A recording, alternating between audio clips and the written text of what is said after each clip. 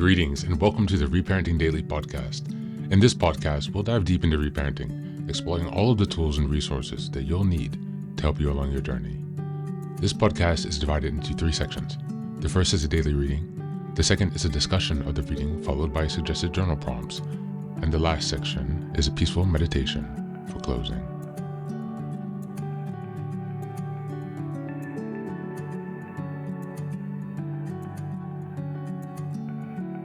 Good morning, good afternoon, and good evening from whenever and wherever you're joining us today.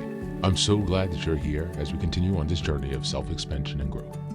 If this is your first time, welcome. Before we dive in, a quick reminder. Like, share, and subscribe to this podcast on Apple Podcasts, Spotify, and YouTube. Your support here helps spread the word and grow this community of self-reparenting. Now for a few updates. First, I'm excited to introduce our Patreon community, where for a small monthly fee, you can join us for 3 weekly reparenting support meetings. Sundays, we have a guided meditation for emotional grounding.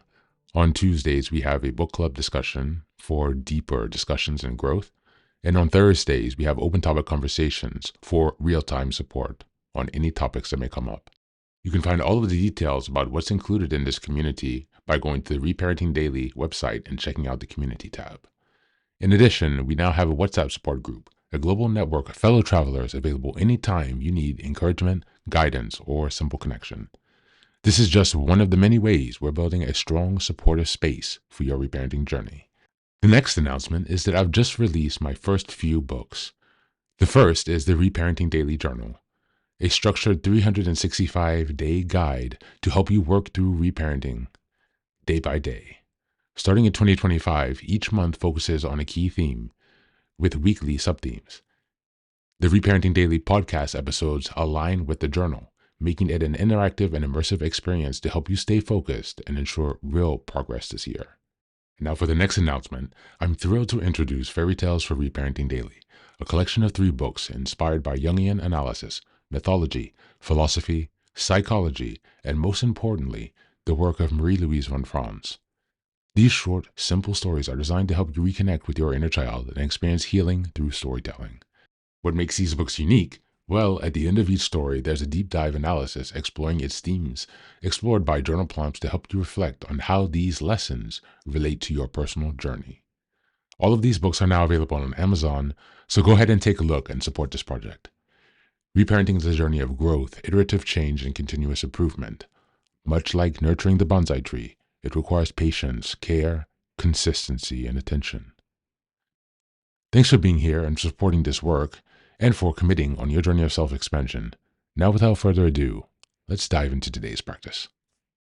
Today's reading is from the American Journal of Lifestyle Medicine, and it's a research article entitled The Importance of Creating Habits and Routines. Just as a reminder, we're in April, and the theme for this month is Developing Structure and Discipline. We're in week 1, which is April 1st until the 7th, and the theme for the first week of April is the importance of structure. Today, we're reading a bit of a research article. As always, I will leave the link in the show notes, and you can check out the full article. I will read a bit of an abstract and then a bit of the introduction. But again, as I'm thinking to diversify some of the materials that we're reading here, I thought to include a bit more scientific research in case you're into that thing. The importance of creating habits and routine. Abstract. One of the greatest challenges to lifestyle medicine is patient's adherence. Lifestyle diseases inherently require lifetime prevention and treatment. Therefore, adherence to lifestyle medicine recommendations must also be long-term. Long-term adherence implies that a routine incorporating health recommendations has been developed. Instead of focusing on the immediacy of adherence in lifestyle changes, healthcare professionals should consider developing patterns, helping patients develop a routine to slowly incorporate these changes. This perspective may enable greater long-term adherence to lifestyle change recommendations. Moving to the beginning of the article, I'll just read the first 2 paragraphs or so, and then I'll encourage you to check out the entire article in the show notes. Implementation of a lifestyle change implies that a routine is followed and habits are formed. It's a quote. An apple a day keeps the doctor away. That popular expression indicates that apples are good for one's health and highlights the importance of routinely eating them. However, the message individuals take away from the apple a day health advice is to eat more apples. However, perhaps a more important takeaway message is to eat nutritious foods regularly. The term lifestyle change inherently means that changes are made such that they can be followed for the individual, for the lifetime of the individual. Implementation of a lifestyle change implies that a routine is followed and habits are formed. A healthy lifestyle includes habitual consumption of nutritious foods, regular physical exercise, and consistent sleep. In this issue, Weaver and colleagues discussed the structure day hypothesis as an example for the trend in children gaining weight over the summer. When days are less structured, such as the summer months when school is out of session, children are prone to engage in obesogenic behaviors. As a result, most children, irrespective of their weight status, gain weight over the summer. Routine is consistently found to be important for children. A bedtime routine is associated with increased family functioning and improved sleep habits. Family routines have been linked to the development of social skills and academic success.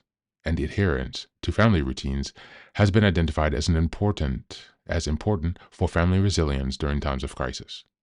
However, the importance of routine is not unique to children.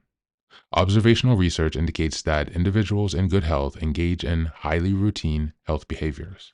For example, those successful at maintaining weight loss often eat the same foods, engage in consistent exercise, and do not skip meals. While the preponderance of observational level research points to the importance of routine, little attention has been paid to the role routine may have in lifestyle medicine. Instead, health behavior research often focuses on patient adherence. The World Health Organization, according to the World Health Organization, adherence to the extent to which a person's behavior, taking medicine, following a diet, and/or executing lifestyle changes corresponds with agreed communications from a healthcare provider. Patient's adherence is one of the greatest challenges in lifestyle medicine. In the short term, many patients are able to adhere to recommendations. However, it has been estimated that only about 50% of patients adhere to their long-term treatment plans. Non-adherence to medication, for example, can lead to poor management of chronic disease and a higher health care burden.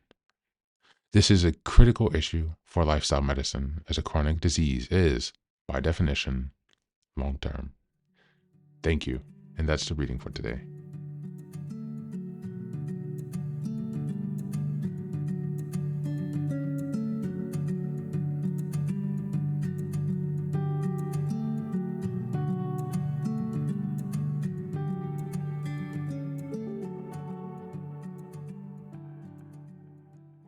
Welcome back. This research expands the conversation around structure beyond personal growth and into the domain of physical health, specifically lifestyle medicine. When we reparent ourselves, we're not just healing the emotional body, we're talking responsibility for our well-being long-term. The core insights here is that routine is what transforms one-time intentions into sustainable behaviors. The same way a bedtime story and a toothbrush routine help children feel safe and sleep well, adult routines, built with care and consistently, are what protect us from the chaos of chronic stress, poor health, and overwhelm.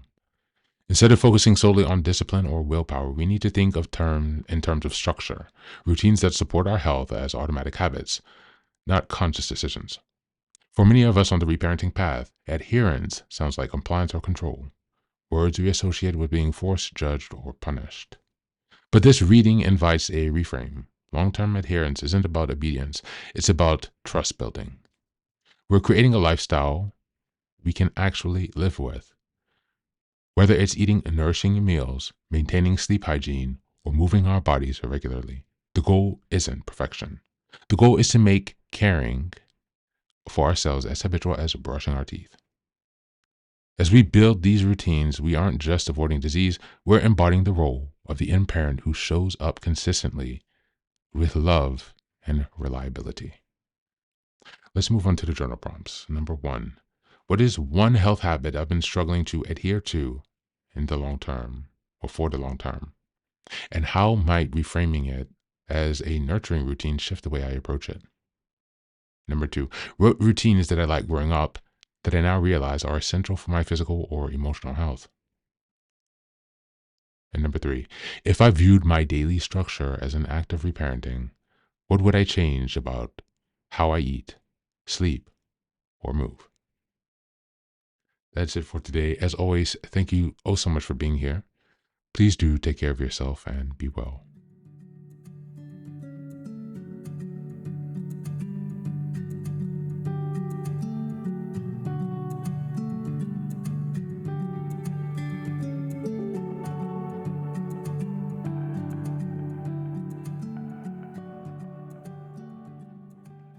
Welcome back. Welcome back. Now, this is the third and final section of the daily podcast. This is your silent meditation.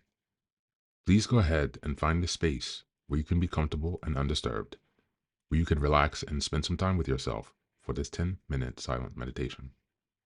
You can choose to be sitting, standing, lying down, or in whatever position makes you comfortable today.